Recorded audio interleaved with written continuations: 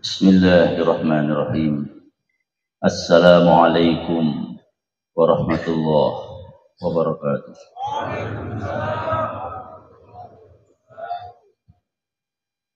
Nahmaduhu wa nusalli wa nusallimu ala rasulil karim.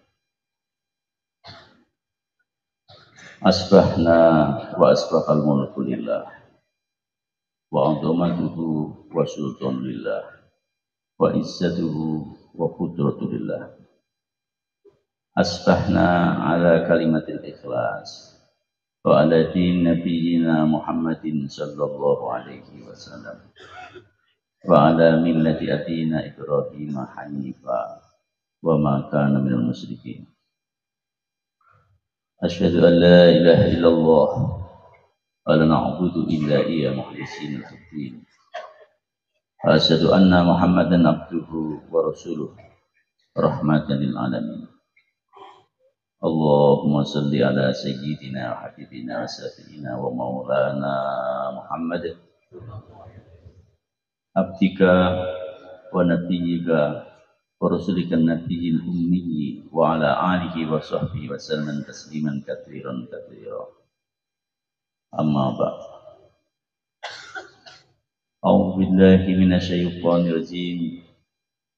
Ya ayyuhalladzina amanu taqullaha wa qulu qawlan sadida yuslih lakum a'malakum wa yaghfir lakum dhunubakum wa may yuti'illaha wa rasulahu faqad faza fawzan 'azima. Shadaqallahu alaihi. Jemaah sekalian yang dimuliakan Allah Subhanahu wa taala, sesungguhnya kebahagiaan, kesuksesan, kejayaan, keselamatan bagi seluruh jin dan manusia hanya berada di dalam genggaman kekuasaan Allah Subhanahu wa taala. Dan sesungguhnya Allah Subhanahu wa taala telah meletakkan kebahagiaan, kesuksesan, kejayaan, keselamatan bagi seluruh jin dan manusia itu hanya berada di dalam agama yang sempurna. Sejauh mana seseorang taat kepada Allah dan mengikuti kehidupan suci Nabi Agung Muhammad sallallahu alaihi wasallam. Kemudian, bagaimanakah agar agama itu datang dalam kehidupan manusia seluruh alam? Maka tidak ada cara, hanya dengan satu saja, yaitu hidupnya usaha Nabi Agung Muhammad sallallahu alaihi wasallam. Apakah itu usaha Nabi Agung Muhammad sallallahu alaihi wasallam? Usaha Nabi Agung Muhammad sallallahu alaihi wasallam yaitu hidupnya amal masjid 24 jam dengan dakwah ilallah, ta'lim wa ta'lum, zikir, ibadah dan khidmat. Apabila di satu tempat ada satu jamaah yang satu hati, kasih sayang, mereka menghidupkan 4 amal masjid ini, maka tempat itu akan dijadikan sebagai sebab hidayah bagi seluruh manusia dan jin seluruh alam. Hari mulia, kalimat ini sudah begitu sering kita ulang, diulang lagi dan lagi dan lagi. Untuk apa? Agar kalimat ini terhunjam di dalam hati kita yang paling dalam, sehingga datang keyakinan di dalam setiap diri kita bahwa sesungguhnya kejayaan, keselamatan, kesuksesan itu hanya dan hanya anugerah pemberian kuasa daripada Allah Subhanahu wa taala. Keselamatan bukan karena tentara, bukan karena polisi tentara yang menjaga seseorang, bukan. Keselamatan dari siapa? Allah. Dan kemudian keselamatan itu, keselamatan, kebahagiaan, kesuksesan itu Allah letakkan di dalam agama. Maka setiap manusia, setiap kita, setiap manusia harapannya adalah tidak melirik kepada siapapun, tidak melihat kepada apapun, kecuali satu saja, yaitu Allah SWT sebagai sumber daripada segala sumber kebahagiaan, keselamatan, kesuksesan, kejayaan dalam kehidupan seluruh jin dan manusia. Ini yang pertama. Yang kedua, setelah itu setiap kita, setiap manusia, dia melihat bahwa Allah Subhanahu wa taala meletakkan kejayaan, keselamatan, kesuksesan itu hanya dan hanya di dalam agama yang sempurna. Islam itulah selamat. Islam itu apa? Selamat.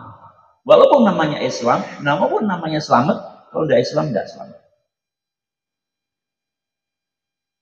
Islam itu ya selamat. Maka keselamatan hanya dalam Islam. Kesuksesan hanya di dalam Islam. Kejayaan hanya di dalam Islam. Sejarah telah datang silih berganti daripada nabi-nabi dan rasul-rasul seluruh dunia. Siapa yang dia berpegang kepada dinul Islam, perintah Allah, dengan cara yang telah dicontohkan oleh kekasih-kekasihnya Allah SWT, dia berjaya. Nabi Nuh alaihissalam bersama dengan 80 orang kurang lebih yang dia taat kepada Allah, itu yang selamat. Yang lain dihancurkan oleh Allah. Nabi Hud alaihissalam telah menyeru kepada kaum, ya qaumi ibudullaha malakum min ilahin ghair. Tidak ada sambutan, cuma kurang lebih 400-an orang saja. Yang lain dihancurkan oleh Allah SWT.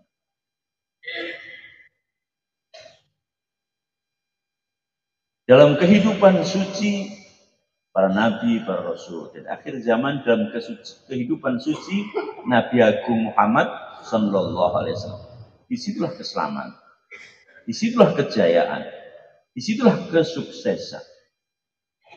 Mencari kesuksesan di luar jalan kehidupan Nabi adalah mustahil.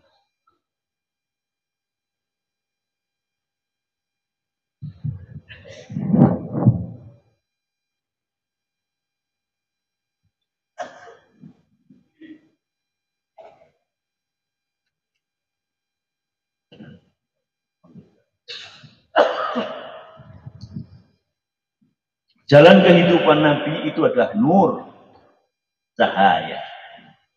Di luar jalan kehidupan Nabi, di luar dinul Islam adalah zulumat, kegelapan. Jalan kehidupan Nabi di Islam itu adalah wangi-wangian di dalam kehidupan. Di luar jalan kehidupan itu adalah kebusukan. Walaupun pakai minyak wangi,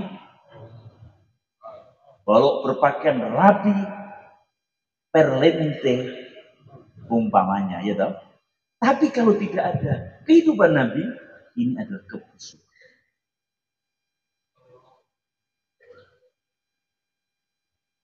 Hadirin mulia, jalan kehidupan Nabi adalah hayatan thayyibah, kehidupan yang baik. Di luar jalan kehidupan Nabi, di luar din Islam, itu adalah ma'isatan tong, kehidupan yang sempit, menyusahkan, sempit, menyusahkan, walaupun kelihatannya dalam kemewahan, dalam kemuliaan, kelihatannya dalam sebab kejayaan dohiriyah, tetapi kalau tidak berada di dalam dinul Islam, maka dia berada di dalam musibah, penderitaan, kesusahan yang bertumpuk-tumpuk. Seperti kegelapan yang berada di dalam kegelapan, di dalam lautan yang gelap, kemudian di malam yang gelap, lautan yang gelap, kemudian malam yang gelap, sehingga kegelapan yang bertumpuk-tumpuk. Itu kalau tidak hidup di dalam kehidupan suci Nabi Agung Muhammad SAW, tidak berada di dalam din Islam. Nah sekarang ini 8 miliar kurang lebih penduduk dunia. Umat Islam mungkin sekitar 2 miliar.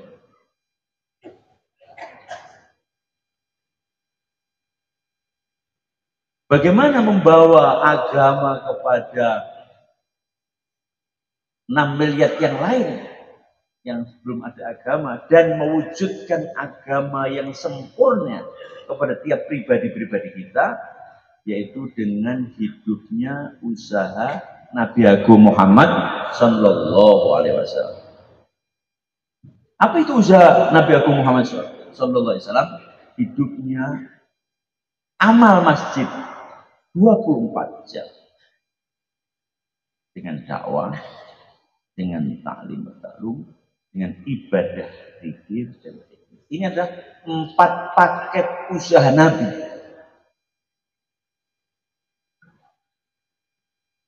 Di dakwah, kemudian taklim.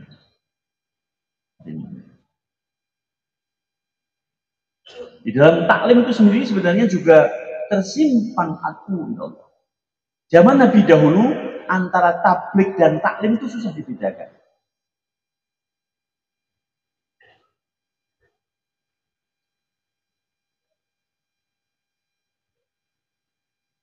Di dalam ibadah dan zikir tersimpan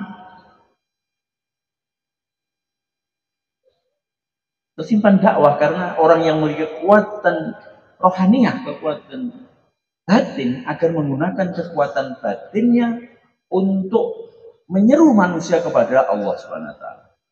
Taklim dengan kekuatan ilmunya, dengan hujahnya, bagaimana dengan taklim itu juga untuk menyeru manusia kepada Allah Subhanahu wa taala. Tetapi juga tetap ini disertakan dalam usaha kita ini dengan dakwah, karena ada kekhususan. Kekhususan bagaimana?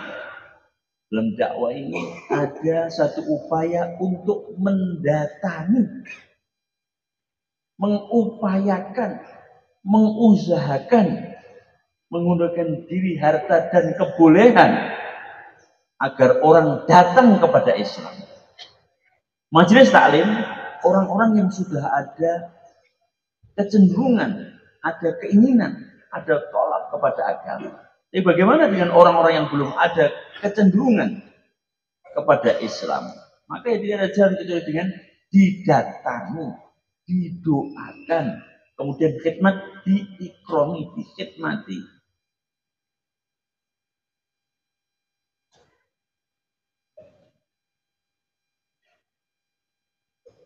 Nah, 4 amal ini pondasinya adalah hidupnya 5 amal masjid. Pertama, menyisihkan waktu untuk masjid 2,5 jam sekurang-kurangnya. Bagaimana caranya? Yang sudah aktif memikirkan yang belum aktif.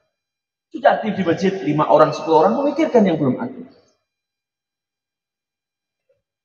Yang di masjid 10 orang, di luar masjid 100 orang. Maka yang di dalam masjid 10 orang itu bagaimana berpikir dengan keras yang 100 orang agar dia datang ke masjid. Kalau dia punya mobil, jemput orang yang belum ke masjid itu dengan mobilnya. Coba kalau orang nggak sholat jamaah itu dijemput dengan Alphard itu bagaimana? Alphardnya jemput orang yang nggak jamaah. Sampai kan punya Al-Fat itu. Al-Fatihah. Al-Fatihah itu wiritannya. Al-Fatnya ya Al-Fat itu kalau memang sama Allah didapat Al-Fat digunakan jemput orang sholat jamaah. Assalamualaikum. Mbah, ini mohon maaf, sebentar mau zuhur, ini mobilnya sudah siap. Mau kemana? Ke masjid, Mbah. Ini mau dijemput ini. Jadi nggak jamaah dijemput dengan Alfa, Pajero, Fortuner begitu. Gimana kira-kira?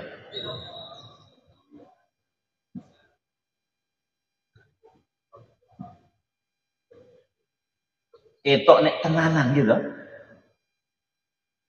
Nek pancen jamaah masjid ini penting tenang. Kalau menggunakan mobil-mobil ini ke mall-mall, jalan-jalan ke pantai, rekreasi biasa. Kita ingin yang luar biasa. Jadi jemput ke masjid dengan mobilnya ini.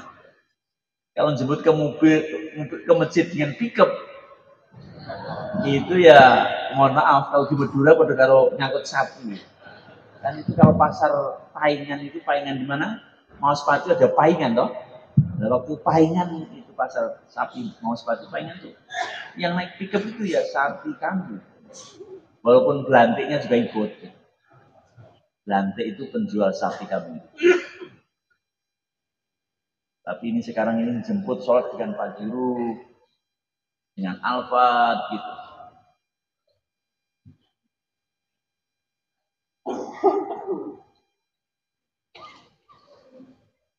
Habis itu diberi amplop lagi. Kalau Ustadz Kiai Bayan begini kemudian dapat amplop, biasa. Tapi kalau kemudian ngamplopi yang nggak jamaah, diamplopi, dia mau jamaah ke masjid. Bagaimana? Insya Allah hari mulia.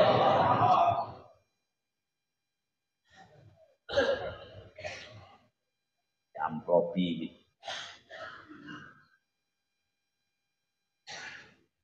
Yang aktif di masjid musyawarah, mengumpulkan sembako untuk datang yang pada belum jamaah. Datangi.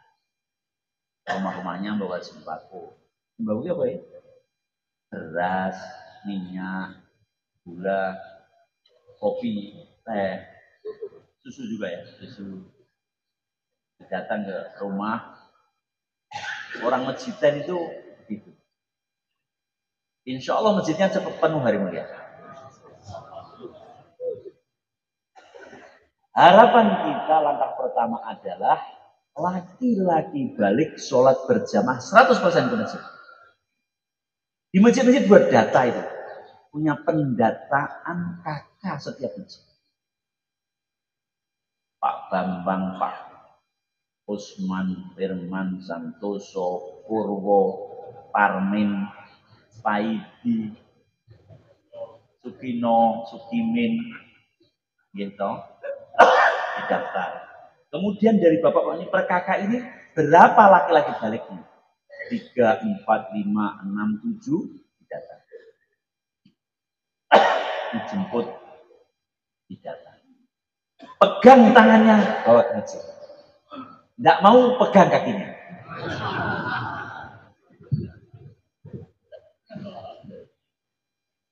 Jangan ditarik, dipijeti. Ini mohon maaf, kalau di India, kalau orang itu sampai pegang kaki ini pol-polan, mintanya pol-polan. Kalau orang datang pegang kakinya, pol-polan.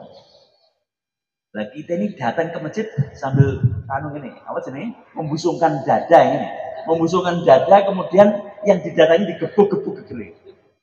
Mbah, yang masjid mbah.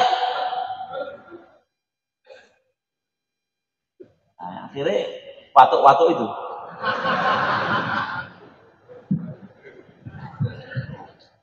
Gara-gara digeroki, datang sambil dipukul, digegeri ngono akhirnya watuk-watuk.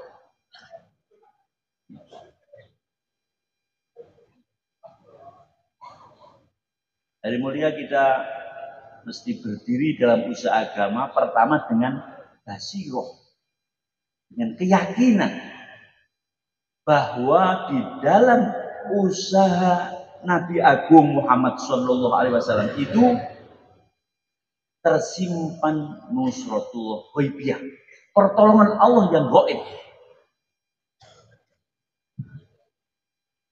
Bagaimana itu pertolongan Allah? Terserah Allah. Ketika Musa alaihissalam telah berdiri buat kerja dakwah, maka ini peringatan ini bagi Fir'aun dan seluruh bala tentaranya bahwa akan datang peringatan kepada dia. Berdirinya dia itu peringatan untuk orang-orang yang menolak. Hanya dua kemungkinan saja. Satu, dia terima sehingga dia berjaya. Yang kedua, dia tolak maka dia berada di dalam bahaya.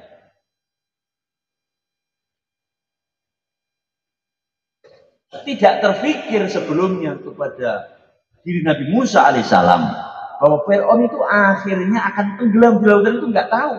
Ini gaib dari mana?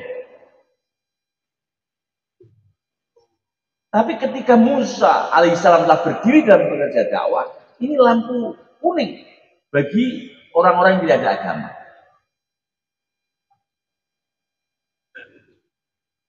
Dari peringatan ini. Maka kalau sampai ini berdiri, wah ini peringatan nih untuk Amerika, Rusia, Australia, Cina, Eropa. Peringatan. Kalau tidak terima seruan dakwah, bahaya. Beritahu kepada Putin, kepada Donald Trump, kepada siapa saja, bila dai telah berdiri buat kerja dakwah, peringatan. Bahaya ini. Walaupun Musa alaihissalam tidak ada senjata, tidak ada kekuatan ekonomi, tidak ada nuklir, adanya cuma tongkat, hanya agak panjang, itu tongkatnya pendek. Nabi Musa itu tongkatnya panjang setinggi orang begitu, kurang lebih segini tongkatnya Nabi Musa. Namanya Aso. Wa matilka biya milika ya Musa, dia Aso. Itu agak panjang. Lah kok